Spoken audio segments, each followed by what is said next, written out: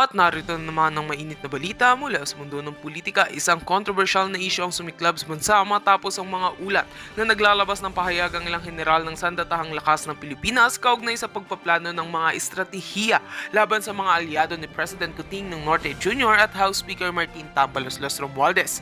Ayon sa mga insider, ang mga general ay nagtataguyod ng mga hakbang na maaaring magdulot ng tensyon sa kasalukuyang administrasyon. Ang mga general na ito ay nagsasabing nag-aalala sila sa pamamahala ng kasalukuyang gobyerno at ipinahayag na ang kanilang mga paghahanda ay hindi para sa aktwal na labanan kundi upang ipagtanggol ang kanilang mga alyansa at interes sa politika. Sa mga pribadong pahayag, may ilang opisyal na nagsasabing nakikita nila ang lumalalang tensyon sa pagitan ng mga political factions, kaya't ang mga general ay nagbigay ng babala na handa silang magpamalas ng lakas kung kinakailangan. Sinabi ng ilang eksperto na ang ganitong uri ng hakbang ay maaaring magresulta sa isang political na krisis sa bansa. Kasunod ng mga ulat, naging aktibo ang mga taga-suporta ni President Marcos at ni House Speaker Martin Tambalos Romualdez na nagsabing ang kanilang mga posisyon ay malakas at hindi tinatablan ng mga ganitong uri ng intriga. Ayon sa kanilang mga opisyal, sila ay naninindigan na ang pamahalaan ay may sapat na lakas at mga legal na mekanismo upang tugunan ang mga ganitong issue. Iginiit nila na hindi nila kailangan ang interbensyon ng militar para sa pamamahala ng gobyerno at nais nilang manatiling tahimik at mapayapa ang politika sa bansa. Samantala, ilang miyembro ng oposisyon ang nagbigay ng kanilang reaksyon hinggil sa mga aligasyon ng paghahanda ng mga general laban sa administrasyon. Ayon sa mga kritiko, ito ay isang malupit na indikasyon ng hindi pagkakasunduan sa loob ng pamahalaan. Naniniwala sila na ang ganitong sitwasyon ay nagbibigay lamang ng kalituhan at magiging sanhi ng karagdagang tensyon sa gobyerno na magiging sanhi ng kawalan ng tiwala sa mga leader ng bansa. Patuloy ang pagdinig ng mga ahensya at mga mambabatas hinggil sa mga ulat na ito. Habang ang mga general at ang kampo ni President Marcos ay magpapatuloy sa pagpapalabas ng kani-kanilang mga pahayag, ang mga mamamayan ng bansa ay umaasa na hindi mauurong sa mga ganitong isyu ang pagpapalakas ng pamahalaan at ang pagtataguyod ng kapayapaan sa buong bansa. Ang mga pangyayaring ito ay magbibigay ng malaking hamon sa ating mga leader sa pagsisiguro ng katatagan at kaayusan ng Pilipinas. At heto nga ang mga balitang ating pagkakatutukan at kung bago ka pa lamang sa aking channel ay huwag kakalimutang mag-like, share and subscribe para updated ka sa aming mga bagong balita dito sa Tatak Pinas.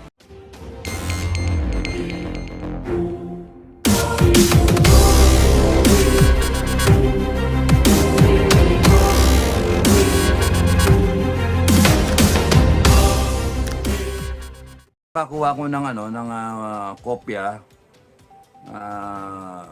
Depende kung one of these days kung pwedeng bisitahin, magbisita para magkausap-usap at saka wala namang masama eh.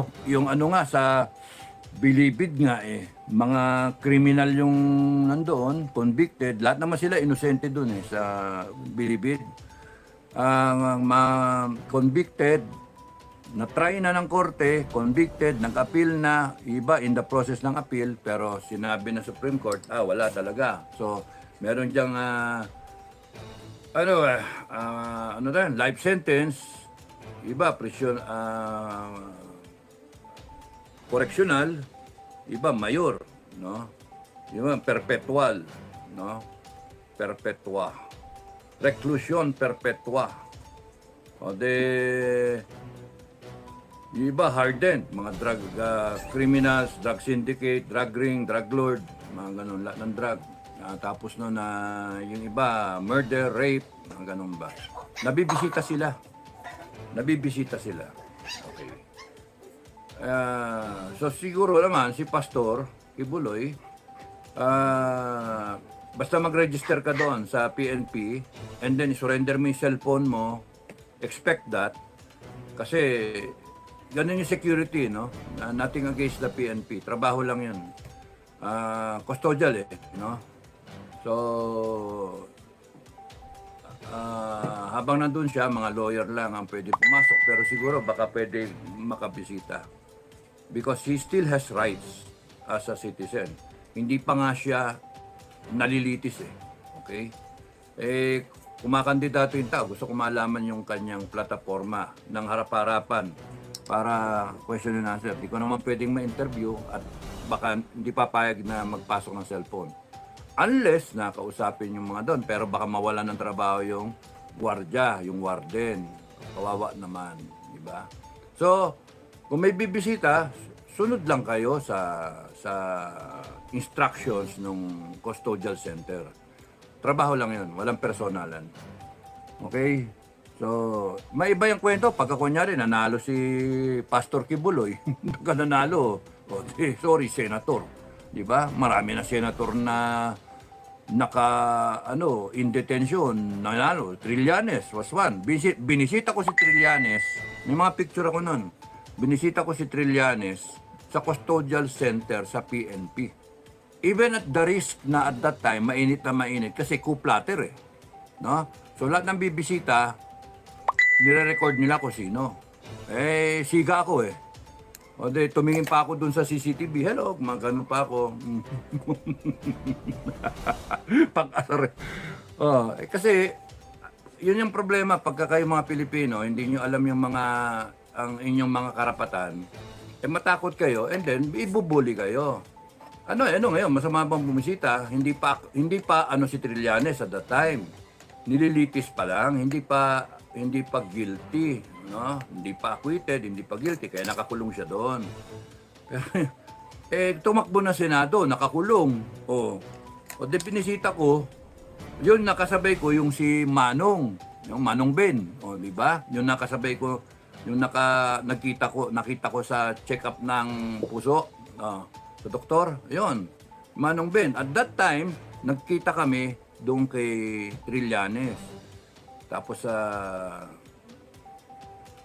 yun, kwento-kwento. Naya nga ako kasi kami na yung nagkwentuhan. Sila ni Sunny Trillanes eh. Kakwentuhan doon. Tapos sinabi ko lang na I'm coming there not as an upper class, not as a mayor, but as not even as a soldier but as a brother o constituent, no. Ang bala ko noon, ibibigay ko yung yung USB ng dissertation ko sa kanya, no. Nandun kompleto yun, talagang spreadsheet yun, naka Excel file, no. Nandun lahat, magkano yung expenditure mo ng itatanim na puno. Madam President, BP Sara, may nabanggit ka sa dun sa sa iyong press conference. Gusto niyo bang pag-usapan yung aming tree planting program? Ayaw niyo naman pag-usapan. Yun ang hirap eh. Yung tao gustong kung ano yung madinig, pero yung accomplishment, no? Pero at the time, ang ko doon, bibigay ko sa kanya yung USB ng aking supposed to be na dissertation, na hindi ko na tinapos yung aking PhD kasi nga binigay ko yung kidney ko sa kapatid ko, na hindi ako tumuloy na bumalik sa Armed Forces as a full colonel kasi nga nag-decide ako way dito, bumalik ako full colonel, sigurado ako, una ako sa lahat ng mista ko. Kasi at that time, mga mista ko, lieutenant colonel. Ako full colonel. Bigyan ako ng brigada. Automatic, mag-general ako. Okay? So, ang kapalit, wag na lang ang bumalik. Inyo na yan. Dito na lang ako sa kapatid ko. Sino ba magbibigay ng kidney? 1 million daw ang isang kidney. 1 million. Ang haba ng pila, 200. Ay, mamamatay. Sabi ko, sige, bigay ko yung kidney ko sa'yo. Ayun, napakasimpleng desisyon. Nung nakita ko, nag-ano ako noon, nagka-consultant ako na walang bayad sa DENR. Punta ako ng bukid doon, pinadala ko ni Victor Corpus, General Victor Corpus. So, maludo ko sa kanyang ganyan, sir, how can I help you? Kasi nandun si Victor Corpus sa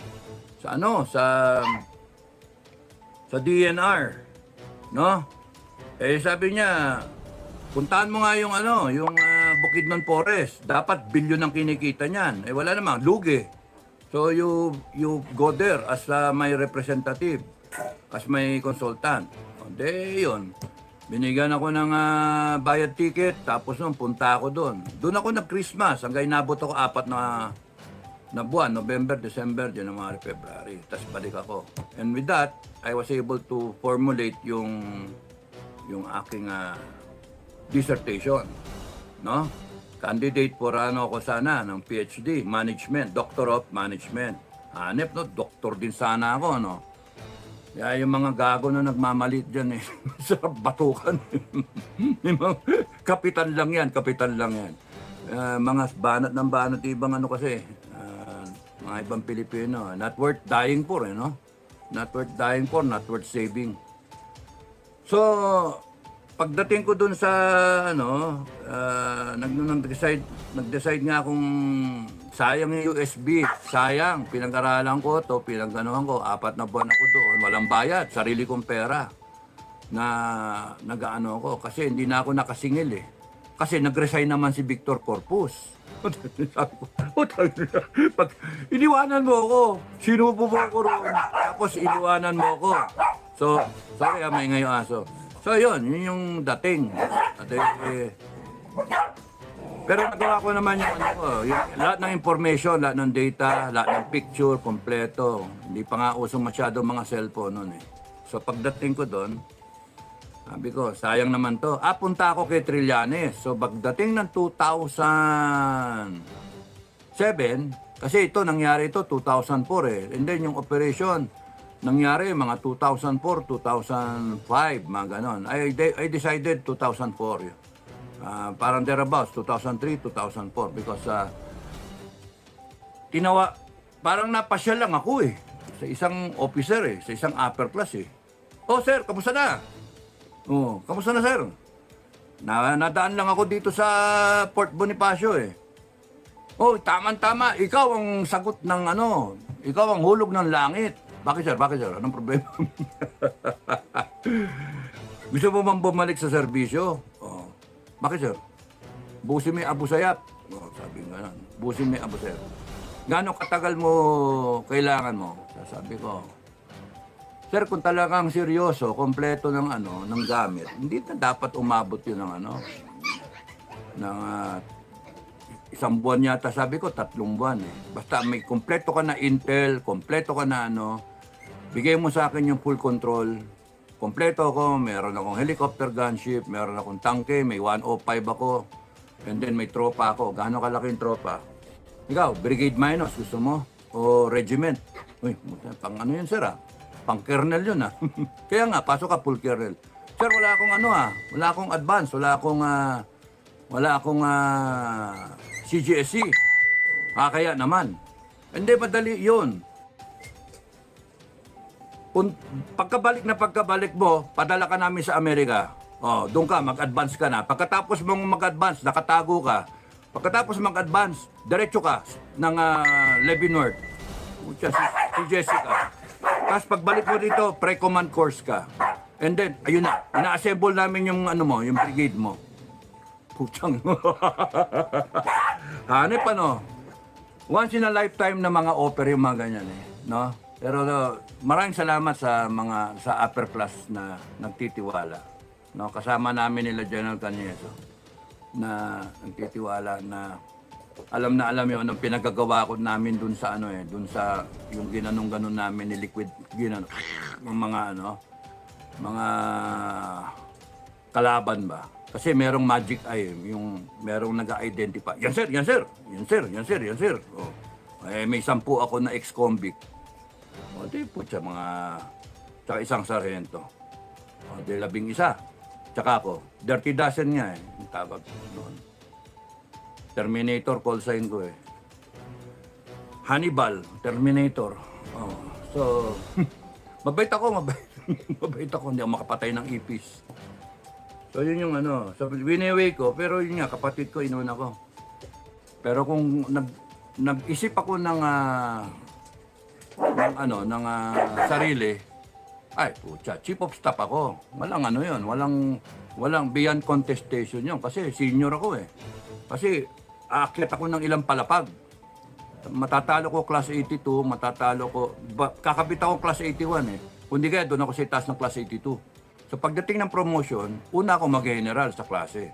Ang klase namin, ang unang nag-general si Romy Tanalgo, kababata ni ni Commander Bukay. Talagang parang yung bituka namin ni Bukay criss-crossing, no, yung mga common people around us. Tanalgo na siyang dapat yung kalabang ko or yung hindi naman kalaban eh. Malay ba niya na nire-recommend sa akin yung ano tag doon. Mag tactical officer, senior tactical officer sa PMA. Tinanggihan ko 'yon. Kasi nung nalaman ko, nung sabi sa akin ni G1 Villanueva, si Sir Jumidjo, no? Magandang umaga, Sir. I hope you're okay. Yung nag-chief of staff, no? Kita mo, chief of staff, nagiinuman kami ng beer noon, tapos noon, sumasaludo ko, bla bla bla. Tiniente pa kami nito, si Lieutenant General, pangalan to, sa Bravo Company. Soribok, Barrientos, si Gerbar, no? Jerry Barrientos, Gerbar. Tiniente kami, tinalo ko ni Gerbar sa PT Number 2 siya, number 3 ako, number 1 si Deliosa, nag-chief of staff. Kaklase namin sa Ranger, class 49. Isipin mo yan, kami mga magmimista, ako lang yung inakbayan ko pa si Captain Deliosa that time, class 79. Sabi ko, Sir, walang wala ka magagawa, sir. Kasi, kahit ayaw mo magpakaya, pumasok ka sa klase namin, class 49 eh. Dapat doon ka pumasok sa earlier classes ng Ranger. Kami, class 49 ng Ranger, tsaka class 52. Hindi ka pwede dito, sir, na magan-magan. Idadangking ka namin, sir. Tapong ka namin dyan sa pispan. Araw-arawin ka namin, sir. Walang iya ka, Iking. Walang iya, Iking. Ang lakas mo mga gago ka, ayop ka, sir. Nagro-romansa lang naman, sir. Ikaw naman. Malaki pagsasamahan natin sa armed forces eh. Sabi mo gano'n. Ilang ligo lang ang lamang mo, tapos ngayon, magkaklase pa tayo sa Ranger. Therefore, body, sir. Tapos, mista! Ginaganon ko. Yung mga class 79, magalit man kayo o matawa, pero yun yung actual. Jesse Deliosa, sir. Snappy yan eh. Delta Camp rin yan. Kaya, you see yung layout ng class 49, Captain Deliosa, naging chief of staff. Yung G1 ng PA, yun yung nag-schooling kami ni Barrientos. Permission to make statement, sir. What is your shabby statement? Maganyon. What is your shabby statement? Sir, Jerry Barrientos, sir, may classmate, ang dapat mauna priority sa schooling ng Ranger. Kasi naunan siya sa akin eh. Number 3 ako. Number 1 si Captain Deliosa, nandun siya kayo sa Amerika. So dapat yung number 2, siya yung susunod na aspirant, na candidate para sa US Ranger. Ang nangyari, sir, alternate ko siya. Naging alternate siya pala ni Captain Deliosa. Kaya nangyari, number 1, number 2, first slot ng US Ranger. Number 1, priority, Captain Deliosa. Number 2, Jerry Barrientos. And then ako sa second slot, priority, number 3 and number 4, kung sino yung sumunod sa akin. Kaya pumunta kami. Coordinate kami ni Gerbar. Ayokong mauna. Isipin niyo yung idealism at that time. Wala yung mga sapawan. Hindi, Bok, okay lang yun. I recognize na natalo mo ako nun sa sa PT no? Mauna ka na, sabi ko gano'n. Anyway, na rin ako slot. Ang slot 11, no? For the whole year. Hahatiin, parang 6 yung Army, 5 yung PNP, yung mga SAP. Doon yata pumasok si Bato no? Later on. May slot ang mga PNP, yung SAP, no? Special Action Force. So yung 6 sa Army. And bulk noon, kinukuha ng Ranger Regiment.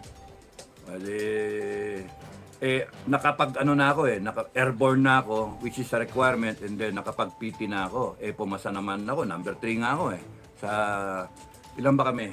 20 yata kami nag-PT at that time. So ayun. Si John Aying, hindi siya nakatapos. Strongman yun Athletic saver yun ng class 84. Hi John, musta na? Kaklase ko rin sa airborne. Sabay-sabay kami nag-airborne Si John Aying, yung nag-number 1 sa airborne namin. niloloko-loko nga namin, lokohan kami noon eh.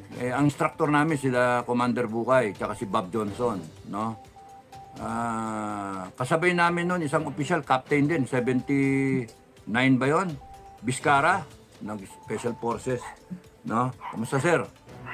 Ngayon, ang ano dyan, kita niyo yung pagkakalatag, no?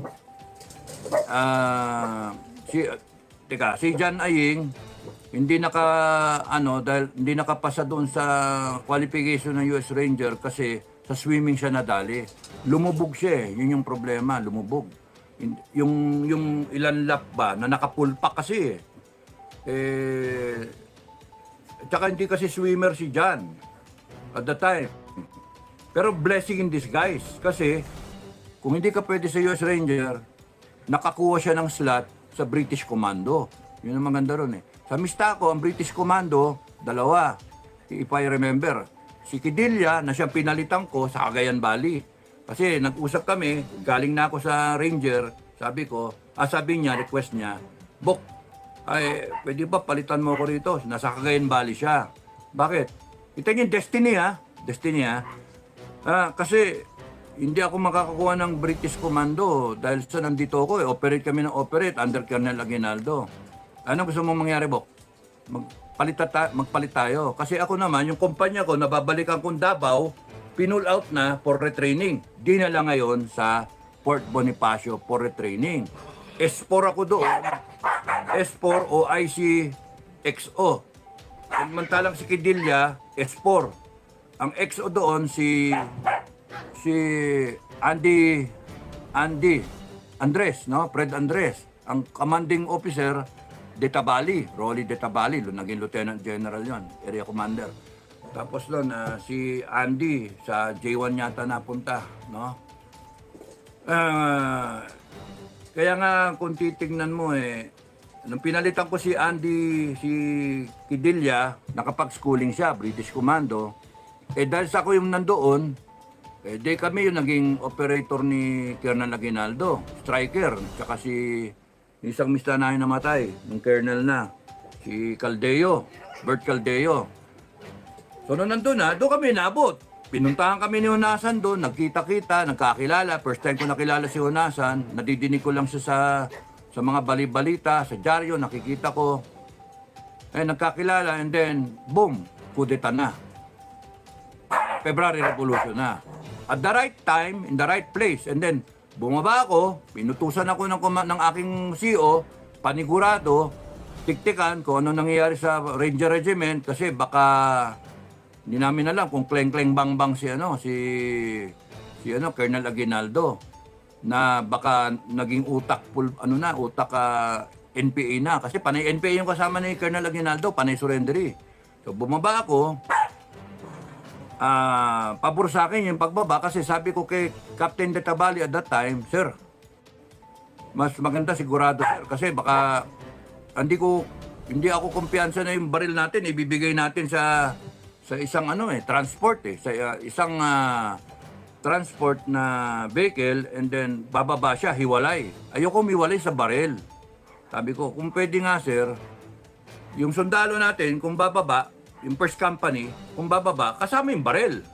Hindi yung bababa yung first company, naka-bus, civilian bus, naka-civilian, pupunta sa Aguinaldo, doon makita-kita, and then yung mga baril, mauuna sa Aguinaldo. Pero mahirap yung ganun, sir. Issue sa atin yung baril O, tama ka, sabi ni Captain Tabali. Kaya, mauna ka. Nauna ako. Mga 2 days before, pumutok.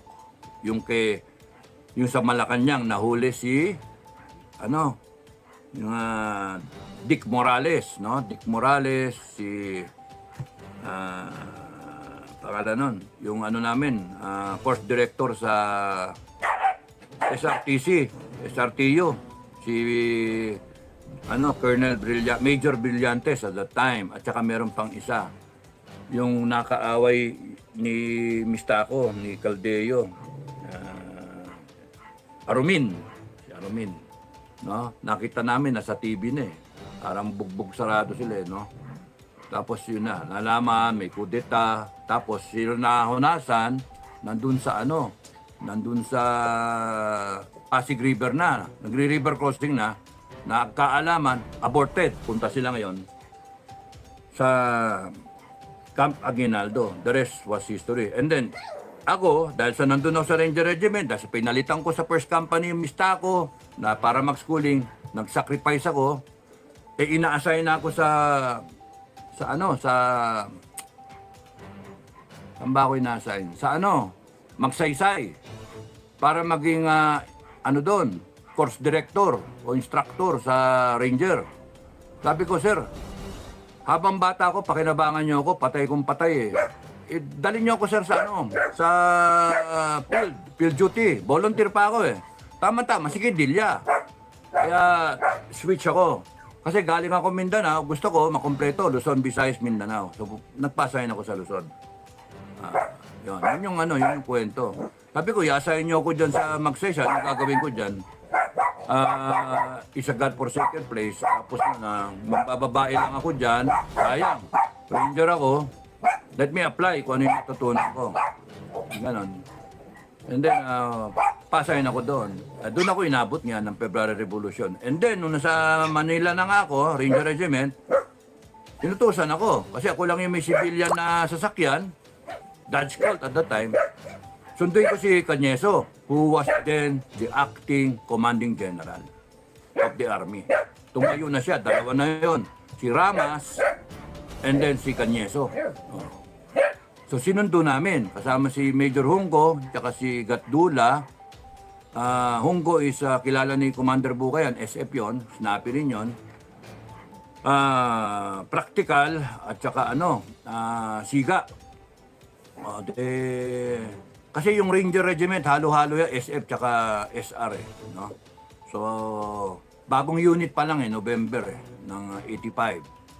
No? Tapos nun, dating SWAB, Special Warfare Brigade, and then ginawang regiment nga, and then mga line company. At that time, inabot ng 9 companies, and then 2 batalyon, 1st and 2nd Ranger Battalion. Meron pang pangatlo, Mountain Battalion. No. So kami magmimista, ang dami namin, hiwa-hiwalay kami. Yung number 1, si Pompeo Dario. Number 2, 2nd Company, si Bert Caldeo. 3rd Company, Sani Gadot. Kasama natin ngayon sa Filipino Guerrilla Forces. Si Sani Gadot, number 1 yon sa army namin. Dapat na general yon, kaso inabot ng retirement. Magaling yun si Sani. Matalino yun. Okay. Tapos nun, number 4, si Bautista. 4th Ranger Company. Yun ang tanda ko number 5th Company, wala. Kasi nandun si Bien Casis, no? Class 82. Bien Casis. And then, 6th Company, ako. 7th Company, Pebyar. 8th Company, dapat ako. Pero dahil sa ewan ko, baron daw ako no? Nung tinanong ni General Browner, plus 57, sino dito yung baron? O di, ayaw ko pang magpakilala, tinuro ako ng mamista ako. Iking sir, tinanong, where are you assigned? Kasi ang ginawa ko, nung dumating kami doon, pili kayo. Sa huli na ako. Kahit saan ako ilagay, Bok, wala naman sa unit yan Nasa tao. Kung magaling kang commander, gagaling yung unit. Kung pangit yung lugar, gaganda yung lugar. Kasi yung sarili mong kumpanya o detachment o whatever, mapapaganda mo, magtanim ka. Or kung maraming kalaban, maraming ambush, mamatay lahat yung rebelde na yun kasi upakan mo na upakan. Yung ganun ba, patrolya ka lagi. Yung ganun, sipag ka lang. So sabi kaya paniwala ko nun, at that time kasi believe sa sarili. Sabi ko, sige, mabili kayo kung gusto nyo. Kaya imamista ako, nagganyan-ganyan na kung sino. Natira sa akin, 8 company. Padua yata napunta sa Ranger Battalion tsaka si Kapuyan. Ranger Battalion. And so on and so forth. Tapos nun, si Dario umalis. Ewan ko ano nangyari kay Pompeo Dario. Ang pumalit, si Kidilya. So yun. Kaya yun ang pinalitan ko. So nung time na ino-offer na sa akin ang maging company commander na ng na kailan ba mga nagkukudita na noon 89. In-offer sa akin bigla yung Mactan. sa Cebu. Hawakan ko raw yung isang kumpanya. Yung pala, ang tasking, Mactan Air Base. Hawakan, upakan, ganun ba. 89.2. Ayoko pumayag. Sabi ko, sir, pass ako, pass. Ayoko. Kaya yun, akala nila, takot na akong mag-field duty. Hindi naman takot. Hindi naman takot. Kasi nga, kahit ako EDCAM, nagpipield duty rin ako. Yun ang di alam kasi ng mga mista ako. Hindi alam ng mga tao. Kahit ako EDCAM, nagpapatrolya ako. Yung commanding general ko, inbe. Saka nakakita, EDCAM ka na. Babanatan pa, Iking, may positive. Positive. Ano to off the record.